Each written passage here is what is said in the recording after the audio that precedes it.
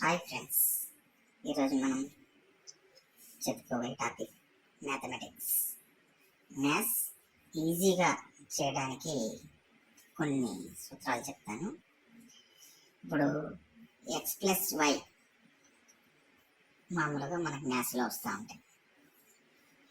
2x plus 3x అంటే 5x. ఇది ఎట్లా ఈజీగా మనకి తెలుసుకోవాలంటే ఎక్స్ని మనం డోరమేన్ అనుకున్నాం, వైని లోపిత అనుకున్నాం. అప్పుడు 2 డోరమేన్ ప్లస్ 3 డోరమెన్స్ కలిపితే 5 డోరమెన్స్. అట్లే 5y plus 10y is equal to 15y.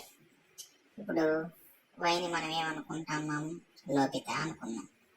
అప్పుడు 5 లోపిత ప్లస్ 10 లోపిత.